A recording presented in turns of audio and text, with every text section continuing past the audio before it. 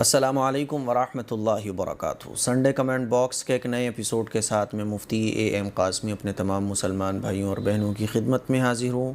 رمضان المبارک کا مہینہ چل رہا ہے، مجھے آپ لوگ خاص طور پر اپنی دعاؤں میں یاد رکھیں، تمام مسلمانوں کے لیے دعا کریں، بلکہ تمام ہی انسانیت کے لیے دعا کریں جو اس وبا سے سارے انسان دنیا کے پریشان ہیں۔ اللہ تعالیٰ ساری انسانیت کو اس وبا سے محفوظ فرمائے۔ تہجد کے وقت میں دعا کریں، افطار کے وقت میں دعا کریں، خوب اللہ سے دعا کریں۔ پہلا سوال، اور آج کے ایپیسوڈ میں رمضان سے متعلق ضروری سوالات کو شامل کیا گیا ہے۔ پہلا سوال محمد عامر جمال پوچھتے ہیں، کتنی عمر کے بچے روزہ رکھ سکتے ہیں؟ بائی عامر جمال، جب بچے بالغ ہو جاتے ہیں تو وہ روزہ رکھ سکتے ہیں، بلکہ ان کے اوپر روزہ فرض ہو جاتا ہے، پھر بلکہ شریعت کے سارے احکام ان کے اوپر لاگو ہو جاتے ہیں جب وہ بالغ ہو جاتے ہیں۔ اور بالغ ہونے کی جو عمر ہے وہ 15 سال ہے۔ 15 سال سے پہلے اگر بالغ ہونے کی کوئی علامت ظاہر ہو جائے، جیسے کہ پیریڈ آنا، حیض آنا اور احتلام ہونا، منی کا خارج ہونا، تو پھر یہ بالغ ہونے کی علامتیں ہیں۔ اگر ان میں سے کوئی ایک علامت ظاہر ہو جائے تو پھر بچے 15 سال سے پہلے بھی بالغ ہو جاتے ہیں، ٹھیک ہے۔ بلکہ بچوں کو تو ہمیں بچپن سے ہی عادت ڈالنا چاہیے شریعت پر عمل کرانے کی۔ ہوتا کیا ہے کہ ہمارے بچے 13 سال کے ہو گئے، 15 سال کے ہو گئے، 16 سال کے ہو گئے، ارے ابھی تو چھوٹا ہے، ارے ابھی مت رکھو روزہ، ابھی تم چھوٹے ہو۔ حالانکہ بچوں کے اندر دین پر عمل کرنے کا بہت شوق ہوتا ہے۔ رمضان جب آتے ہیں تو بچے جو ہے نا چھپ کے، میں نے دیکھا ہے بہت سارے بچوں کو، میں نے دیکھا ہے کہ وہ چھپ کے ماں باپ سے روزہ رکھتے ہیں، ہے نا، اور تب من نہیں کر رہا میرا امی کھانے کا، میری طبیعت نہیں کر رہی ہے۔ بچوں کے اندر شوق بہت ہوتا ہے، لیکن کیا کریں ہم لوگ جو ہے نا بچوں کے شوق پر ایسا پردہ ڈال دیتے ہیں، ایسا ان کے شوق کو ختم کر دیتے ہیں، ارے ابھی تم چھوٹے ہو، ابھی مت رکھو، یہ مت کرو، وہ مت کرو۔ میں نے بہت سارے بچوں سے پوچھا ہے، ہمارے مدرسے میں بچے چھوٹے پڑھنے آتے ہیں، کوئی 12 سال کا، کوئی 13 سال کا، کوئی 14 سال کا، تو میں نے پوچھا روزہ ہے کسی کا؟ بولے نہیں۔ میں نے کہا روزہ کیوں نہیں رکھتے؟ دل نہیں کرتا روزہ رکھنے کا؟ تو بچے بولنے لگے مفتی صاحب روزہ رکھ تو لیں ہمارا تو بہت من کرتا ہے، لیکن امی منع کرتی ہیں، پاپا منع کرتے ہیں۔ میں نے پوچھا کیا کہتے ہیں پاپا؟ پاپا کہتے ہیں بیٹا ابھی تم چھوٹے ہو، ابھی مت روزہ رکھو۔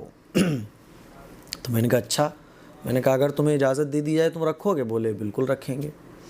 تو یہ ہماری اپنی کمی ہے، ہم یہ نہیں دیکھتے کہ دین پر عمل کرنے سے کوئی بچے کے اندر کمزوری نہیں آئے گی، دین پر عمل کرنے سے بچہ کوئی خراب نہیں ہو جائے گا، دین پر عمل کرنے سے تو اس کی دنیا بھی بنے گی، آخرت بھی بنے گی، اور اللہ تعالیٰ کی رحمتوں کی بارش ہوگی آپ کے گھر میں۔ روزہ رکھنے سے کیا ہوگا؟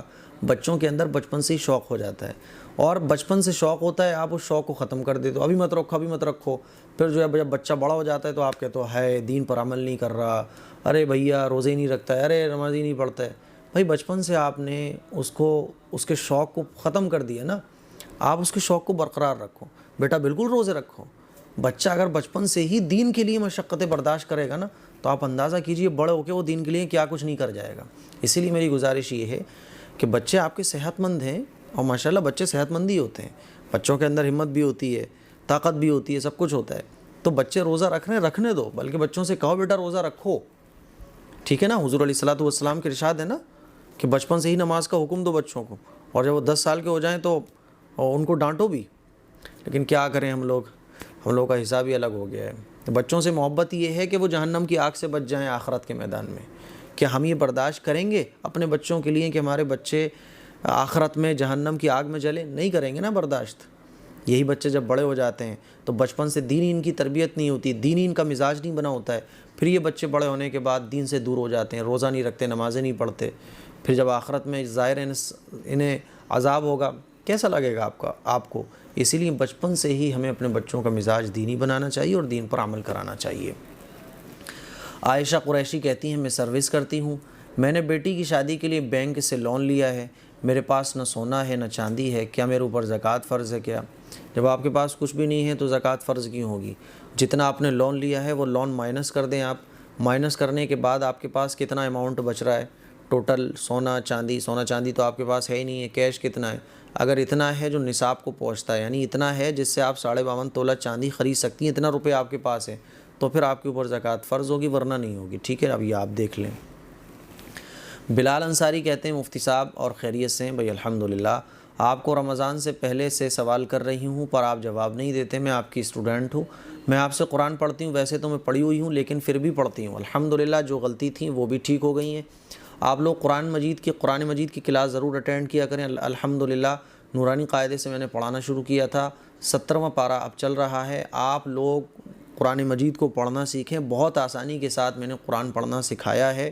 میں گارنٹی دیتا ہوں اگر آپ روزانہ ایک کلاس دیکھیں گے، میں گارنٹی دیتا ہوں کہ آپ کچھ مہینوں کے بعد قرآن پڑھنا سیکھ جائیں گے، سیکھنے لگیں گے.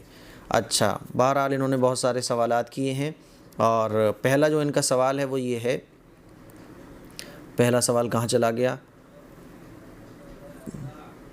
پہلا سوال جو انہوں نے کیا ہے کہ اگر کسی کا شوہر اپاہج ہو اور بچے چھوٹے ہوں تو کیا اسے فطرہ دے سکتے ہیں؟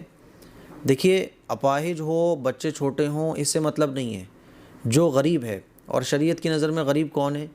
غریب وہ ہے جس کے پاس بھیا کھانے پینے کو نہ ہو، جس کے لالے پڑ رہے ہوں، جس کے پاس نہ سونا ہو، نہ چاندی ہو، نہ کیش ہو، کچھ بھی نہیں ہے اس کے پاس.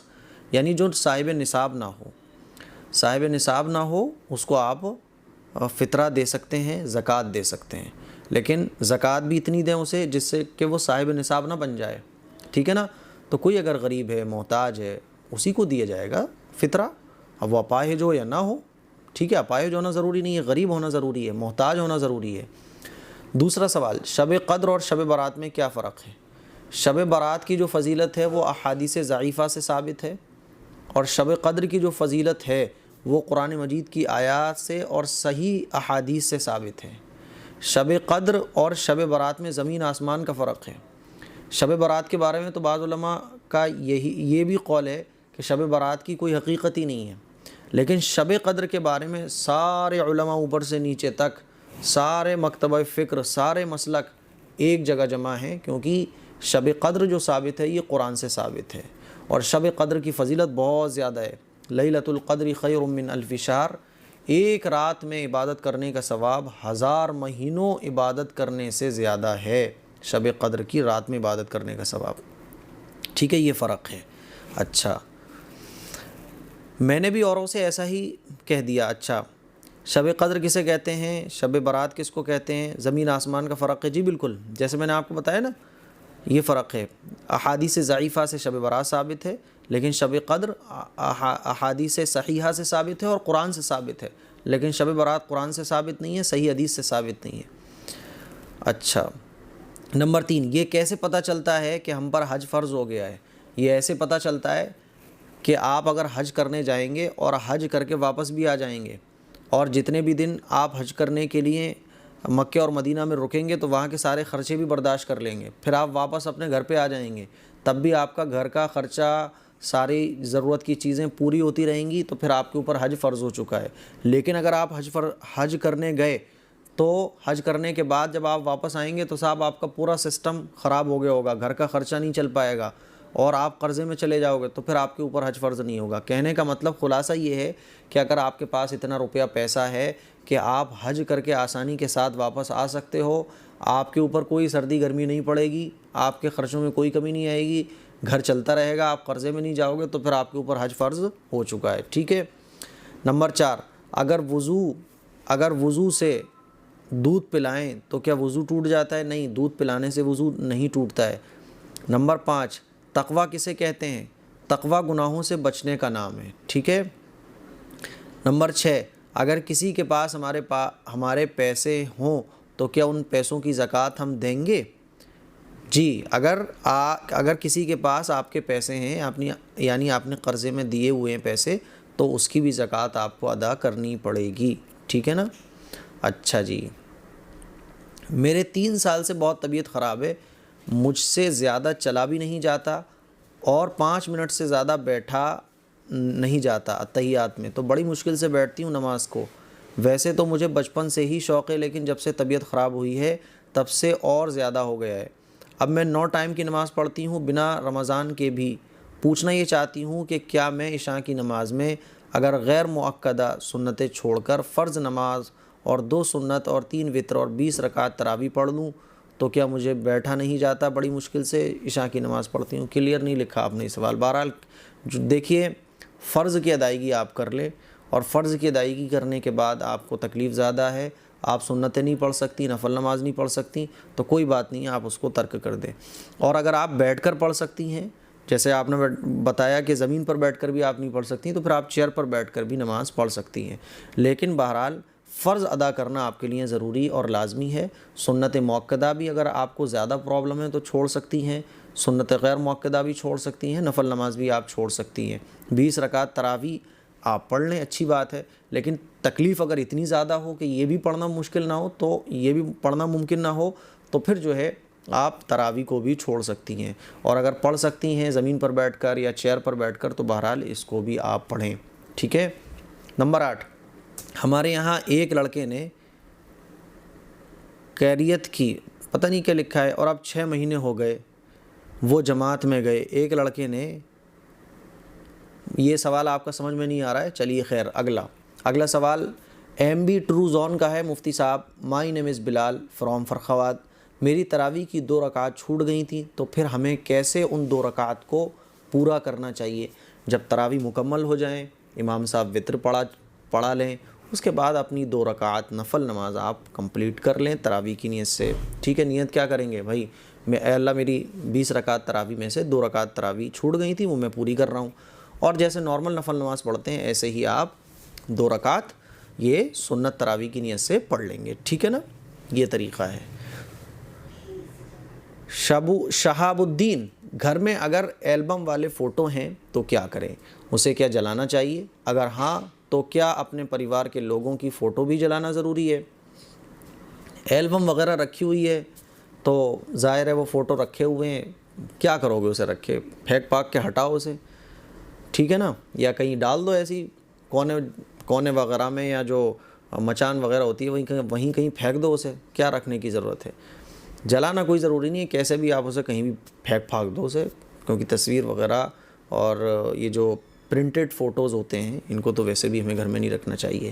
نمبر 2، اگر وضو کی حالت میں ناپاکی چھو لے تو کیا وضو ٹوٹ جاتا ہے؟ دیکھیے، ناپاکی چھونے سے وضو نہیں ٹوٹتا ہے، ٹھیک ہے نا، اگر وضو کی حالت میں ناپاکی چھو لیں تو وضو نہیں ٹوٹے گا، ٹھیک ہے۔ محمد عثمان پوچھتے ہیں، مفتی صاحب میں بہت بار سوال کر چکی ہوں لیکن آپ میرے سوال نہیں لیتے ہیں، آپ سے ریکویسٹ ہے کہ پلیز آپ اس بار میرے سوالوں کو ضرور شامل کر لیجئے۔ میرے سوال ہیں، نمبر 1، کیا پیریڈ کے دوران روزے داروں کی طرح روزہ رکھنا چاہیے یا کچھ کھا پی بھی سکتے ہیں؟ آپ نے روزہ رکھا تھا، پیریڈ آ گیا تو اب آپ کا روزہ بریک ہو گیا، جب روزہ بریک ہو گیا تو آپ کچھ بھی کھا پی سکتی ہیں، لیکن سب کے سامنے نہیں کھانا چاہیے، رمضان کے احترام میں، ٹھیک ہے، آپ اکیلے کھائیں، سب کے سامنے نہ کھائیں، اس سے آدمی یہ سوچے گا کہ دیکھو روزہ نہیں رکھ رہی ہے، ٹھیک ہے، تو بلا وجہ کوئی بدگمان ہو، اسی لیے بہتر یہ چپ چاپ سے کھائیں، لیکن جب روزہ بریک ہو گیا پیریڈ آنے کے بعد تو آپ کچھ بھی کھا پی سکتے ہیں۔ نمبر 2، بچوں پر روزہ کتنے سال پر فرض ہوتا ہے؟ جب بچے بالغ ہو جاتے ہیں یا بالغ ہونے کی جو علامت ہے وہ ظاہر ہو جائیں۔ 15 سال کی اگر عمر ہو گئی، کوئی علامت بھی ظاہر نہیں ہوئی بالغ ہونے کی، تو پھر 15 سال کی عمر ہونے کے بعد بچے بالغ مانے جاتے ہیں اور ان پر شریعت کے سارے احکامات لاگو ہوتے ہیں۔ حج کب فرض ہوتا ہے؟ ابھی میں نے بتایا حج کب فرض ہوتا ہے، ٹھیک ہے۔ نمبر 4، رونے کی وجہ سے آنکھ سے آنسو نکل کر غلطی سے منہ میں چلا گیا لیکن اندر جانے سے پہلے تھوک دیا تو روزے میں کوئی فرق تو نہیں پڑا؟ نہیں، روزے میں کوئی فرق نہیں پڑے گا، لیکن ایسے نہ رویا کریں بچوں کی طرح، آنسو منہ میں لے جانا یہ تو بچوں کی عادت ہوتی ہے۔ اچھا، نمبر 5، کیا عید والے دن نئے کپڑے پہننا ضروری ہیں یا 1-2 بار پہنا کپڑا بھی پہن سکتے ہیں؟ عید والے دن سب سے بہترین کپڑا جو آپ کے کپڑوں میں ہو اس کو پہننا سنت ہے، نیا کپڑا پہننا سنت نہیں ہے، بلکہ آپ کے کپڑوں میں جو سب سے عمدہ کپڑا ہو، ٹھیک ہے، نیا کپڑا ہے تو نیا پہن لو، نیا نہیں ہے پرانے رکھے ہوں تو پرانے کپڑوں میں جو سب سے عمدہ ہو، ٹھیک ہے، تو 1-2 بار کا جو کپڑا ہے بالکل وہ بھی پہن سکتے ہیں۔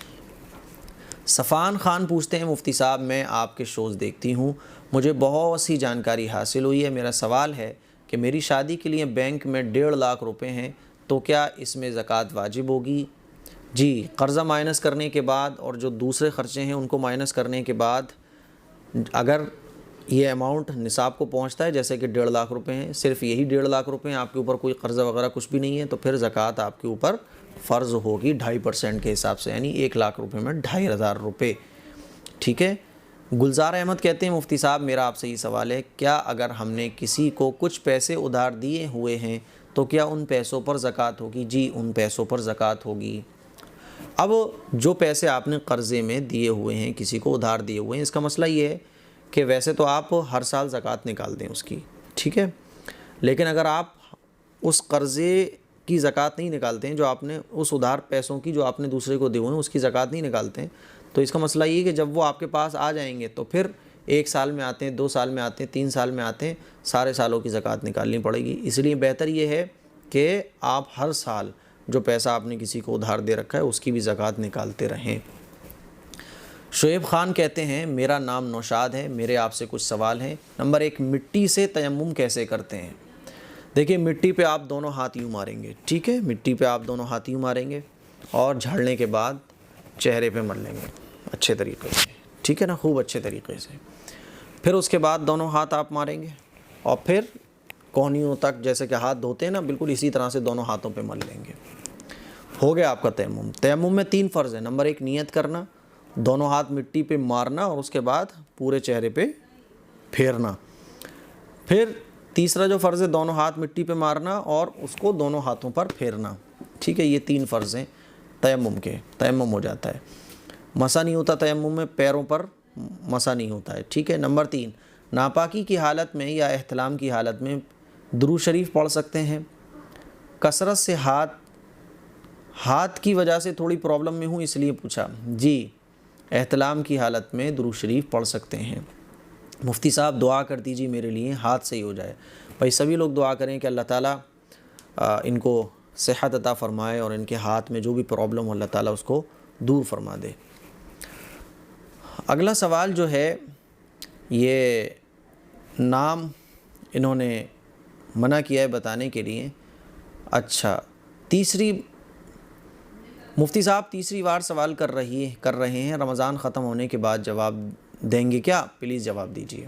نمبر 1، کیا تراویح 4 رکعات سے پڑھ سکتے ہیں؟ تراویح 2 رکعات کر کے ہی ہمیں پڑھنا چاہیے، ٹھیک ہے۔ نمبر 2، کہتے ہیں رمضان میں ایک قضا نماز پڑھیں تو 70 وقت کی ادا ہو جائے گی، ایسا نہیں ہے۔ قضا جو نمازیں ہیں، پہلے تو آپ نے ان نمازوں کو قضا کر کے گناہ کیا ہے، کیونکہ بلا وجہ جان بوجھ کر خواہ میں نماز کو قضا کرنا یہ بہت بڑا گناہ ہے۔ جو شخص جان بوجھ کر نماز کو قضا کرتا ہے تو حضور کا ارشاد ہے کہ وہ جہنم کے دروازوں میں سے ایک دروازے میں داخل ہو گیا۔ تو نماز کو قضا کرنا یہ گناہ ہے، توبہ کرنا چاہیے، استغفار کرنا چاہیے۔ پھر اس نماز کو جب آپ قضا پڑھ رہے ہیں تب بھی توبہ کریں کہ اللہ یہ نماز میں نے قضا کر دی تھی، مجھے معاف فرما دے۔ ہاتھ اٹھا کے نہیں کر سکتے، دل میں تو برا سمجھو، اس پہ اللہ معافی دے رہا ہے آپ کو اسلام نے ایک آپشن دیا ہے کہ چلو نماز چھوٹ گئی یا تم نے چھوڑ دی، چلو تو بعد میں قضا کر لو۔ یہ اللہ کا رحم ہے، اللہ کا کرم ہے، ٹھیک ہے نا، ورنہ تو سزا ملنی چاہیے تھی کہ اچھا نمازیں جان بوجھ کے چھوڑ دیں۔ تو اس پہ بھائی اس پہ نہیں ملے گا اجر آپ کو۔ رمضان میں نفلی عبادت کرنے کا ثواب ہے، اور رمضان کی جو نمازیں ہیں ان کو ادا کرنے پر 70 نمازوں کا ثواب ہے، لیکن جو قضا نمازیں وہ تو آپ کا جرم ہے، وہ تو اس نماز کو قضا کرنے پر آپ کو معافی مل رہی ہے، اللہ کا بڑا احسان اور کرم ہے، ٹھیک ہے۔ اچھا، کہتے ہیں اچھا حساب صحیح ادا کرتے ہیں، ایک بار پڑھ کر 70 دنوں کی ادا ہو جائے گی، ایسا نہیں ہے، 70 دنوں کی ادا نہیں ہوگی، 70 دنوں کی نمازیں آپ کو الگ الگ ہی ادا کرنا پڑیں گی۔ کوشچن نمبر 3، لوگ کہتے ہیں کہ کھجور کھانے کے بعد اس کے بیج پھینکنا نہیں چاہیے، ایسا کچھ بھی نہیں ہے۔ کوشچن نمبر 4، کیا جمعے کے دن جو بھی عمل کریں اور اس نفل نماز پڑھیں اس سے زیادہ ثواب ملتا ہے؟ ایسا بھی کچھ بھی نہیں ہے، ٹھیک ہے۔ جمعے کے دن جو خاص اعمال ہیں جیسے کہ درود شریف کی کثرت، اس پہ اجر زیادہ ملتا ہے۔ رمضان میں عبادت کرنے کا اجر زیادہ ملتا ہے، لیکن جمعے کے دن عبادتیں کرنے سے زیادہ اجر ملتا ہے، ایسا نہیں ہے۔ کوشچن نمبر 5، جمعے کے دن جو بھی عمل کریں اس میں نیت کیسی ہونا چاہیے؟ ہر عمل کی نیت یہ ہونا چاہیے اللہ کو راضی کرنا۔ آپ نماز پڑھ رہے ہیں اللہ کو راضی کرنا، آپ درود شریف پڑھ رہے ہیں اللہ کو راضی کرنا، جتنے بھی عبادت کے کام ہیں وہ سب کے سب اللہ کو راضی کرنے کی نیت سے ہونا چاہیے۔ فرحین عثمان کہتی ہیں مفتی صاحب یہ بتائیے کیا شادی شدہ کی جو چوڑی ہوتی ہیں وہ کوئی اور لڑکی شادی شدہ پہن سکتی ہے اس کی چوڑی؟ وہ تو چوڑیاں ہیں، زیورات ہیں، آپ پہنو، کسی کو پہناؤ، نو پرابلم، اس میں کیا حرج ہے؟ کوئی بھی کسی کی چیز پہن سکتا ہے۔ یہ تو ہندوؤں میں چلتا ہے کہ میرا منگل سوتر ہے اب کوئی اور نہیں پہن سکتا، یہ تو ان کے ہاں چلتا ہے۔ یہ میری چوڑیاں ہیں تو وہ نہیں پہن سکتی۔ اسلام میں ان چیزوں کی، یہ توہمات کی کوئی جگہ نہیں ہے۔ مفتی صاحب اگلا سوال ہے اصغر شیخ کا، یہ کہتے ہیں میرا نام مائرہ ہے، شکیرہ شیخ آپ کے ویڈیوز میں 1 سال سے دیکھ رہی ہوں، سوال آپ لوگ اچھا لکھا کرو، پڑھنے میں بھی اچھا لگتا ہے۔ اچھا، بہت اچھا سمجھاتے ہیں۔ میرا سوال ہے کہ اچھی موت کیا ہے اور بری موت کیا ہے؟ جو بندہ حرام سے بچتا رہا، اللہ اور اللہ کے رسول کے طریقے پر چلتا رہا، اس کی موت اچھی ہے، پھر وہ کیسے ہی کیوں نہ مرے۔ لیکن جو بندہ اللہ کو ناراض کرنے والے ساری زندگی کام کرتا رہا، حرام کاری میں مبتلا رہا، گناہوں میں مبتلا رہا، پھر اس کی موت کتنی ہی آرام سے ہو جائے لیکن وہ موت اس کی بری ہے، ٹھیک ہے نا۔ اور اچھی موت کی ایک نشانی یہ بھی ہے کہ بھئی آدمی جا رہا ہو، زبان پر اس کے کلمہ ہو، آدمی جا رہا ہو اور اللہ کو یاد کر رہا ہو، آدمی کا آخری وقت ہو اور اس کی زبان پر کلمہ ہو، توحید ہو، اللہ اور اللہ کے رسول کا نام ہو، یہ اچھی موت ہے۔ لیکن اس کو اچھی موت سمجھنا کہ ایک آدمی بستر پر مر گیا، ایک آدمی پانی میں ڈوب کر مر گیا، تو یہ کوئی اچھی اور بری موت کا پیمانہ نہیں ہے، ٹھیک ہے نا۔ اچھی موت کا پیمانہ یہ ہے آدمی کے اعمال، اگر وہ حرام سے بچتا تھا، اللہ اور اللہ کے رسول کو فالو کرتا تھا، ساری زندگی گناہوں سے بچتا تھا، لوگوں کا دل نہیں دکھاتا تھا، جھوٹ نہیں بولتا تھا، لوگوں کا مال غلط طریقے سے نہیں کھاتا تھا، تو پھر وہ ہے اس کی وہ مر جاتا ہے تو وہ موت اچھی کہلائے گی۔ اور اگر کسی کو آخری وقت میں کلمہ نصیب ہو جائے، توبہ نصیب ہو جائے، تو یہ بھی اچھی موت کہی جائے گی، ٹھیک ہے۔ دانش خان بھائی، امید ہے آپ خیریت سے ہوں گے۔ میں نے آپ سے بہت سوال کیا پر کوئی جواب نہیں آیا۔ میں پوچھنا چاہتی ہوں کہ کیا لڑکیاں عطر یا پرفیوم لگا سکتی ہیں؟ لڑکیاں گھر میں رہتے ہوئے محرموں کے بیچ میں، ٹھیک ہے نا، محرم کہتے ہیں وہ لوگ جن سے پردہ نہیں ہوتا ہے، تو گھر میں رہتے ہوئے شوہر کے ساتھ اور گھر میں رہتے ہوئے ہلکی خوشبو استعمال کر سکتی ہیں، ٹھیک ہے۔ لیکن خوشبو لگانے کا مقصد جیسے کہ آج کل چلتا ہے وہ یہ کہ غیر محرموں کے بیچ میں جانا، شادی بیاہوں میں جانا اور غیر محرموں کو اپنی طرف اٹریکٹ کرنے کے لیے خوشبو لگانا، تو پھر یہ ناجائز اور حرام ہے۔ ویسے ہی آپ خوشبو لگا رہی ہیں گھر میں رہتے ہوئے، آپ کا مقصد دوسروں کو غیر محرم کو اٹریکٹ کرنا نہیں ہے بلکہ ویسے ہی لگانا ہے، تو نو پرابلم، ہلکی والی خوشبو لڑکیاں استعمال کر سکتی ہیں۔ حمید بھائی کہتے ہیں جی میں حمید کشمیر سے، مفتی صاحب کیا فرض نماز جنگل میں ہو جائے گی؟ جنگل میں کیا، وہ آسمان پہ ہو تب بھی ہو جائے گی، ہوائی جہاز میں ہو تب بھی نماز ہو جائے گی؟ مفتی صاحب ہمارے یہاں کہتے ہیں کہ عید کو نیا کپڑا نہیں پہننا چاہیے، نیا کپڑا پہننا، اچھا کپڑا پہننا اور صاف ستھرا کپڑا پہننا عید والے دن یہ سنت ہے۔ جیسے آپ عام دنوں میں رہتے ہیں اس سے کہیں ہٹ کر تھوڑا سا اچھا کپڑا پہننا عید والے دن یہ مسنون ہے۔ آپ کے پاس جتنے بھی کپڑے ہیں اس میں سے سب سے عمدہ جو کپڑا ہو وہ عید والے دن آپ پہنو، کیونکہ عید والا دن عید کا دن ہوتا ہے بھائی، تو عید کے دن اچھا کپڑا پہننا، نیا کپڑا پہننا، خوبصورت کپڑا پہننا یہ سنت ہے۔ دلشاد احمد کہتے ہیں میرا سوال ہے، میں نے ایک پلاٹ رہنے کے لیے خریدا تھا اور اب ضرورت کے مطابق بڑا پلاٹ خریدا ہے، اس میں کچھ قرضہ لیا ہے جو پرانا پلاٹ بیچ کر ادا ہو سکتا ہے، لیکن یہ ابھی بکا نہیں ہے، تو مفتی صاحب میرے اوپر قرض مانا جائے گا یا نہیں؟ زکوٰۃ کے مطابق اس مسئلے پر جانکاری دیں۔ دیکھیے بھائی، آپ نے ایک پلاٹ رہنے کے لیے خریدا تھا اور اب ضرورت کے مطابق آپ نے بڑا پلاٹ خریدا ہے۔ یہ جو پلاٹ آپ نے خریدے یہ رہنے کے لیے خریدیں، تجارت کے لیے، بیچنے کے لیے نہیں خریدیں، ٹھیک ہے۔ اب آپ نے جو ہے نا وہ قرضہ بھی لیا ہوا ہے، ٹھیک ہے، تو قرضہ وغیرہ مائنس کرنے کے بعد اگر آپ کے پاس اتنا اماؤنٹ ہے جو نصاب تک پہنچتا ہے تو زکوٰۃ فرض ہوگی، اور اگر وہ نصاب کو نہیں پہنچتا ہے تو زکوٰۃ فرض نہیں ہوگی۔ لیکن یہ جو پلاٹ آپ نے خریدے یہ رہائش کے لیے خریدیں، بیچنے کے لیے نہیں خریدے، ٹھیک ہے، تو اس پر بھی زکوٰۃ نہیں ہوگی۔ ایس کے انیشا کہتے ہیں مفتی صاحب ایک سوال ہے، کیا قرآن شریف کی تلاوت ہم عربی کے علاوہ کسی اور لینگویج میں قرآن شریف پڑھ سکتے ہیں؟ ہمارے پاس جو قرآن شریف ہے اس میں عربی اور بنگالی ہے۔ دیکھیے قرآن شریف عربی کے علاوہ ہندی میں آپ نہیں پڑھ سکتی، کیونکہ ہندی میں عربک کو لکھا ہی نہیں جا سکتا اور پڑھا بھی نہیں جا سکتا۔ بنگالی میں، کسی بھی اور زبان میں، عربک کو کسی بھی اور زبان میں نہ لکھا جا سکتا ہے نہ پڑھا جا سکتا ہے۔ عین کی آواز الگ سے نکلتی ہے، آپ ہندی میں کیسے لکھو گے مجھے بتاؤ؟ آپ انگلش میں، بنگالی میں کیسے لکھو گے عین کی آواز؟ کیونکہ یہ تو آواز کا ہے، آواز کو آپ لکھ نہیں سکتے، آواز کو نکالا ہی جا سکتا ہے۔ اس لیے قرآن مجید کو پڑھنا سیکھو، اگر نہیں پڑھنا آتا ہے تو پڑھنا سیکھو۔ یہ مت سوچو کہ ارے صاحب اتنی دن میں تو ہم پڑھنا سیکھیں گے، چلو ہندی میں پڑھنا شروع کر دو، نہیں، ایسا کچھ بھی نہیں ہے، آپ پڑھنا سیکھو۔ تو بنگالی کے بجائے، ہندی کے بجائے آپ قرآن مجید کو عربک سے ہی پڑھنا سیکھو۔ دنیا کے لیے ہم اتنی بھاگ دوڑ کرتے ہیں، قرآن کے لیے بھی تو ہم بھاگ دوڑ کر سکتے ہیں، قرآن کو بھی تو ہم پڑھنا سیکھ سکتے ہیں۔ ایسا تو نہیں ہوتا نا اسکول میں، دنیا کے کسی بھی چیز میں ایسا نہیں ہوتا کہ چلو آپ کو اگر انگریزی پڑھنا نہیں آ رہی ہے بیٹا، تم انگلش میں کمزور ہو، چلو لو یہ ہندی میں، ہاں انگلش کو ہم نے ہندی میں لکھ دیا، چلو لو ہندی سے پڑھ لو انگریزی۔ نہیں ہوتا نا ایسا، نہیں آتا ہے تو یہی کہتے ہیں بھئی جاب جبھی ملے گی آپ کو، تو جنت کیسے مل جائے گی پھر؟ اسی لیے بنگالی کے بجائے آپ عربک میں ہی قرآن پڑھنا سیکھو، اور اس کے لیے بہت راستے ہیں۔ آج کے ٹائم میں تو آپ یہ بھی نہیں کہہ سکتے کہ صاحب کوئی پڑھانے والا نہیں مل رہا ہے، نیٹ پر پڑھانے والے موجود ہیں، آن لائن پڑھانے والے موجود ہیں، فری میں پڑھانے والے موجود ہیں، جگہ جگہ مکتب کھلے ہوئے ہیں، تو قرآن کو آپ پڑھنا سیکھیں۔ نمبر 2، اور میں زیادہ بنگالی میں قرآن شریف کی تلاوت کرتی ہوں، کیا آ جائے گی یا پھر ناجائز ہے؟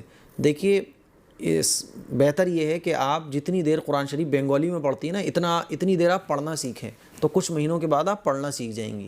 اسی لیے میری گزارش آپ سے یہ ہے کہ جتنی دیر آپ بنگالی میں قرآن شریف پڑھ رہی ہیں، آدھا گھنٹہ 1 گھنٹہ، اس کے بجائے آپ قرآن پڑھنا سیکھیے، تو آپ عربک سے ہی پڑھنا سیکھ جائیں گی۔ شاشی پانڈے کہتے ہیں مفتی صاحب مجھے افطار کے 2 گھنٹے پہلے حیض آ گیا ہو تو میری روزہ ہوگا یا نہیں؟